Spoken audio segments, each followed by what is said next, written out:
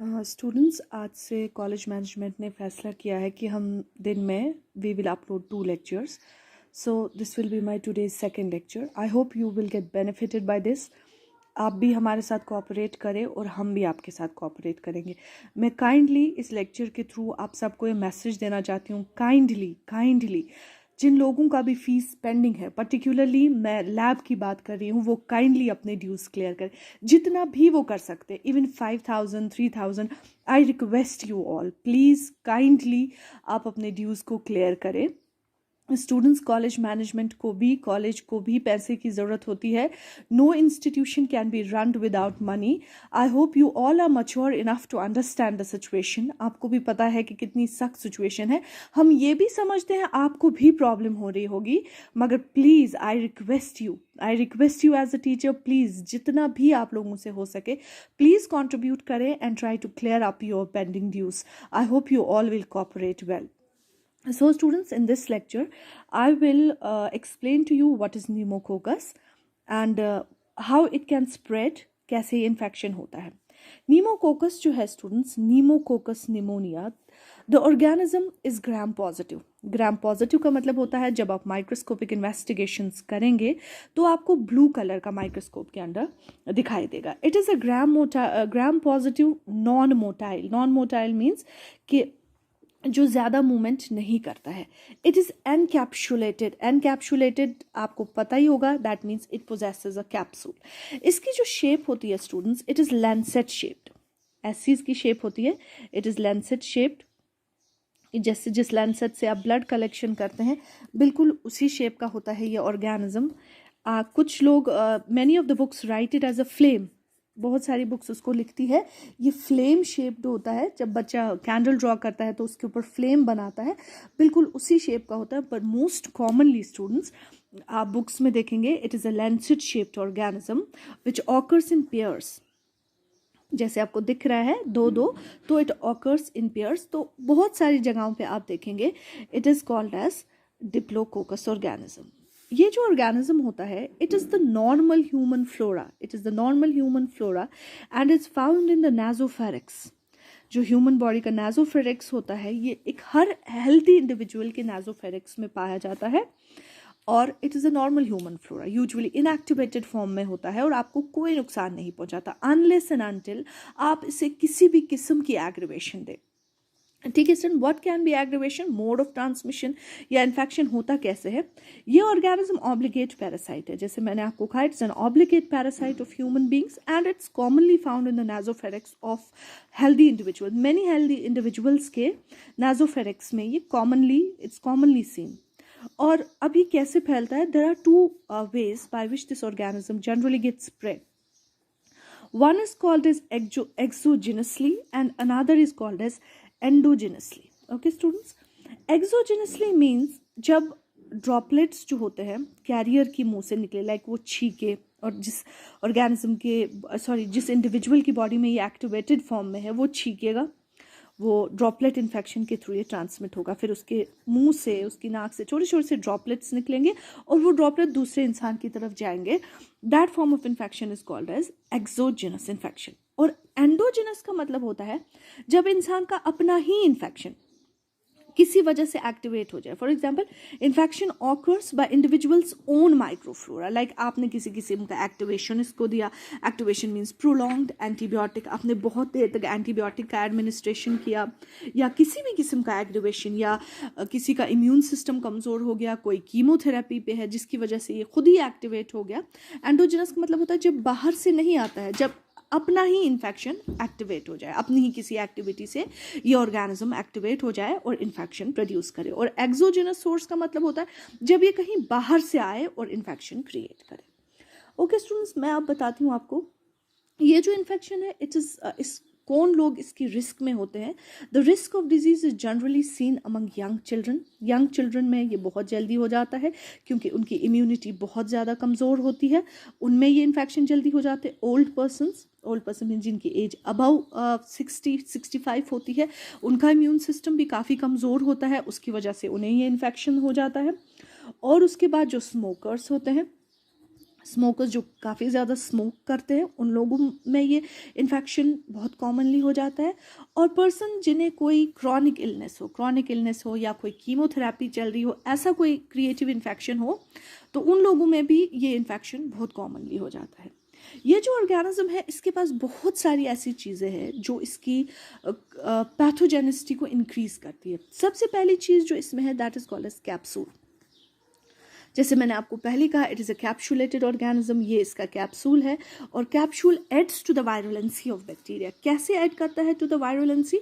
ये जो कैप्सूल होता है students, it's made up of polysaccharide. जब आप इसके फीचर्स, केमिकल स्ट्रक्चर देखेंगे तो ये पॉलीसैकेराइड का बना होता है। And it is responsible for antiphagocytic activity.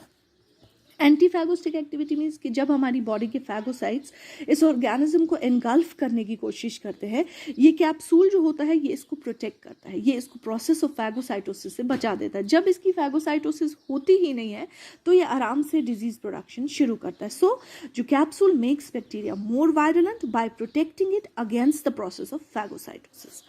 Another important thing जो होते हैं वो होते हैं इसके एंजाइम्स। इसके पास एंजाइम्स होते हैं जो इसकी वायरुलेंसी को इंक्रीज करते हैं। कौन कौन सा एंजाइम होता है इसके पास? इसके पास पहले एक एंजाइम होता है दैट इज कॉल्ड एज ऑटोलाइसिन।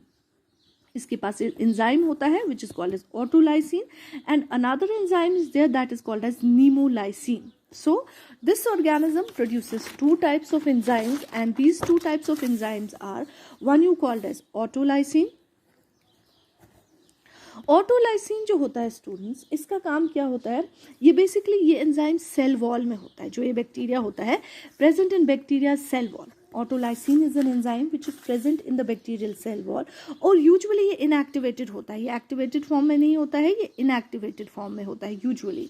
मगर जब भी ड्यू टू एजिंग, अगर इंसान में एजिंग, जैसे मैंने आपको पहले बोला, एज्ड लोग जो होते हैं उन्हें हाई रिस्क होती है, तो या आपने बहुत सारा एंटीबायोटिक एडमिनिस्टर किया अननेसेसरली, जैसे मैं आपको पहले भी बोलती हूँ कोई भी दवाई मेडिकल सुपरविजन के बिना नहीं लो, जैसे हमारे कल्चर में कॉमनली है छुपाने दवा क्या वहाँ विदाउट एनी मेडिकल सुपरविजन। यही रीजंस होते हैं कि जब आप ये खुद दवाइयाँ खाते हैं, it creates these kind of problems. आप जब एंटीबायोटिक खुद ही ले रहे हैं विदाउट एनी मेडिकल सुपरविजन, उसकी वजह से क्या हो जाता है, ये सेल वॉल रप्चर हो जाता है इस ऑर्गेनिज्म का, और ये बैक्टीरिया ये जो इसका ये एंजाइम होता है ये रिलीज हो जाता है। और ये क्या करता है student, as a result virulency factor increase हो जाता है। इसका वायरुलेंसी फैक्टर इंक्रीज हो जाता है, इसकी वजह से ये बैक्टीरिया और वायरुलेंट होता है ह्यूमन बॉडी के लिए। सेकेंड इंपॉर्टेंट जो होता है वो होता है नीमोलाइसिन।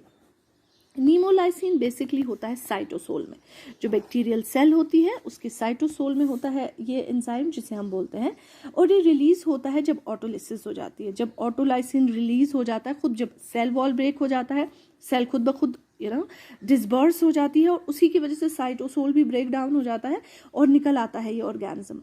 ये जो it is thought that pneumolysin has ability to attack the mammalian cell membrane. ये जो नीमोलाइसिन होता है इसमें एक क्वालिटी होती है, ये हमारे सेल मेम्ब्रेन को अटैक करता है। It attacks the cell membrane and causes lysis, तो ये सेल ब्रेक डाउन कर सकता है ये एंजाइम जो इसका होता है। ठीक है स्टूडेंट्स, बैक्टीरिया की जो क्लिनिकल फीचर्स है, क्लिनिकली आपके पास पेशेंट किन किन चीज़ों को लेकर आएगा, बैक्टीरियल कैप्सूल और एंजाइम की वजह से क्या क्या डिजीजेस हो सकती है।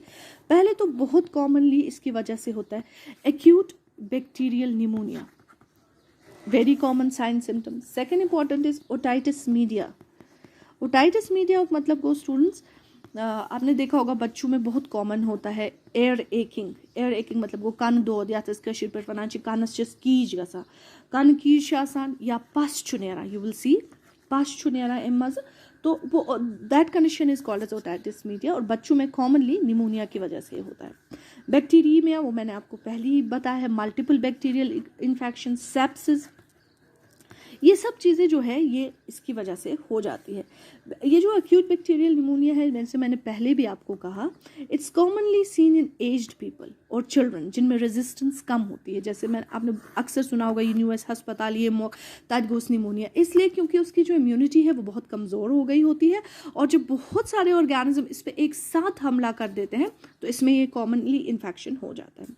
ओटाइटिस मीडिया पहले मैंने आपको बताया पास गसांशु बच्चस कानोमस पास नेरांशु सो कन कीज लगाज, उस चीज़ को हम बोलते हैं ओटाइटिस मीडिया। बैक्टीरियमिया सेप्टिसीमिया आपको पता ही है, जब बहुत सारे मल्टीपल इन्फेक्शंस एक साथ हो जाए, दैट इज़ बैक्टीरियमिया।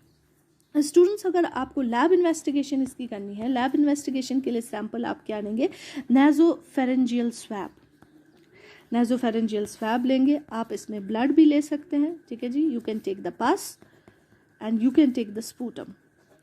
अब अगर इन्फेक्शन बहुत सीवियर है और मेनिंजीज को इसने अफेक्ट किया है, इसने जियोकोकल मेनिंजाइटिस किसी को हो गया है, तो उस केस में आप स्पाइनल फ्लूइड भी ले सकते हैं, what you called as spinal fluid को CSF, you can take that also.